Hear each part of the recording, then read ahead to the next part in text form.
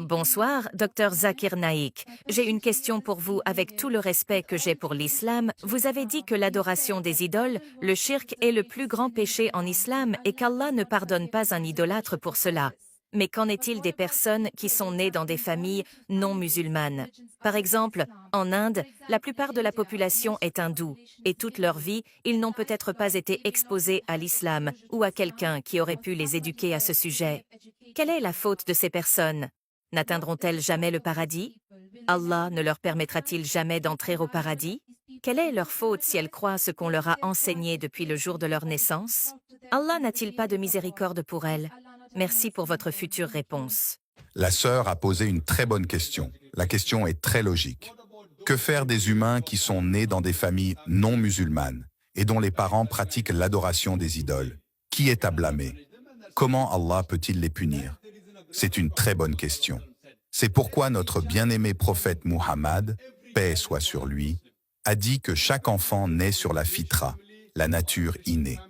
Chaque enfant naît musulman, que ce soit dans une famille juive, chrétienne, hindoue ou musulmane. Un musulman, comme je l'ai dit plus tôt, par définition, est une personne qui soumet sa volonté à Dieu Tout-Puissant. Donc chaque enfant, lorsqu'il naît, soumet sa volonté à Dieu Tout-Puissant. Plus tard, il est influencé par ses aînés, par ses parents, par ses enseignants, et peut alors commencer à adorer des idoles, à adorer le feu, et peut prendre le mauvais chemin. C'est pourquoi, lorsque quelqu'un accepte l'islam, le terme le plus approprié est reconversion et non conversion. Conversion signifie passer d'une foi à une autre. Reconversion signifie qu'une personne était dans la bonne foi, est allée vers une mauvaise foi et est revenue à la bonne foi. Donc, le terme le plus approprié, sœur, est reconversion. Pour répondre à votre question, comment Allah peut-il tenir responsable une personne née dans une famille non musulmane? C'est pourquoi, si un enfant naît dans une famille non musulmane, s'il meurt avant d'atteindre la maturité, la puberté, il ira au paradis, Inch'Allah. Pourquoi? Parce que chaque enfant qui soumet sa volonté à Dieu Tout-Puissant est musulman. Il peut avoir un nom hindou ou chrétien, John, Ramu. Cela ne fait aucune différence. Tant qu'il est enfant, s'il meurt en tant qu'enfant, il ira au paradis, Inch'Allah, qu'il soit né dans une famille musulmane ou non musulmane. Plus tard, lorsqu'un enfant grandit et devient adulte, en arabe, mukallaf, c'est alors sa responsabilité de choisir ce qu'il fait. C'est pourquoi, si un enfant commet un crime, la Cour de justice est indulgente. Mais lorsqu'il devient adulte, il ne peut pas dire que c'est à cause de son père, car il lui a appris à voler, donc il vole. Si un enfant grandit et qu'à l'âge de 22 ans, la police l'attrape en train de voler, il ne peut pas dire « mon père m'a appris à voler, donc je vole ». Le juge le laissera-t-il partir? Si c'est un enfant de 5 ans, le juge peut dire « d'accord, c'est un enfant, il n'a pas atteint la maturité ». Mais une fois adulte, s'il dit au juge « je vole parce que mon père m'a appris à voler », il ne sera pas excusé. Chacun est responsable de ses propres actes. Une fois qu'une personne devient adulte, il est de son devoir de trouver la vérité. Il est de notre devoir, à nous musulmans, de transmettre le message aux non-musulmans. Mais qu'une personne reçoive le message ou non, si un être humain est laissé libre seul, sans avoir été altéré par une civilisation. Exemple, il y avait 2 tribus qui n'avaient pas été en contact avec la civilisation moderne jusqu'en 1950. Une tribu était la tribu Kapauku et l'autre était les aborigènes australiens. Ces 2 tribus n'avaient pas été en contact avec la civilisation moderne jusqu'en 1950. Et lorsque des chercheurs sont allés étudier leur mode de vie, c'était rien d'autre que l'islam, mais ils ne se nommaient pas musulmans. Ils croyaient en Dieu. Ils croyaient que Dieu n'avait pas d'image, pas d'idole. Ils se prosternaient en adorant Dieu. C'était tout de l'islam, sauf le nom. Donc, si un enfant n'est soumis à aucune influence extérieure, il soumet sa volonté à Dieu Tout-Puissant et reste sur cette voie. Une fois adulte, c'est notre devoir en tant que musulmans de transmettre le message de l'islam. Si nous ne le faisons pas, Allah nous tiendra responsables. Il nous tiendra responsables.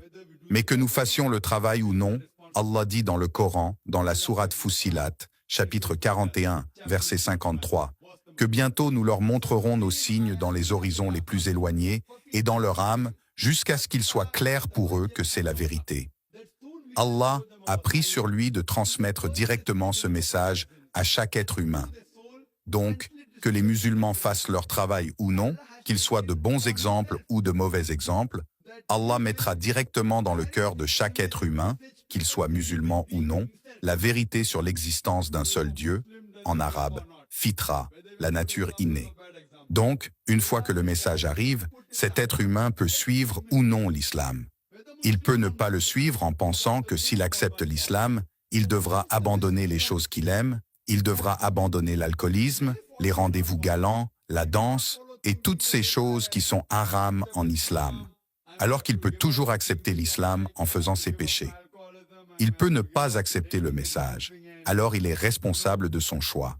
De même, si le père lui apprend quelque chose de mal, comme voler, c'est à lui de réaliser que voler est haram, c'est un péché, c'est quelque chose de mal. Il ne peut pas aller dire au juge que parce que son père lui a appris, il vole. De même ici, lorsque Allah met directement le message dans le cœur de chaque être humain sur la vérité, haq en arabe, sur l'unicité de Dieu et que l'adoration des idoles est interdite, oui, si l'individu persiste, il ou elle en est responsable. Donc, le jour du jugement, Allah dit qu'aucun non-musulman ne contestera jamais la justice d'Allah, car vos membres témoigneront contre vous. Vos yeux, vos mains parleront sur vous. Donc, le jour du jugement, même ceux qui seront mis en enfer ne contesteront jamais la justice d'Allah. Ils diront simplement, « S'il vous plaît, donnez-nous une autre chance. » Et Allah dira, « C'est trop tard.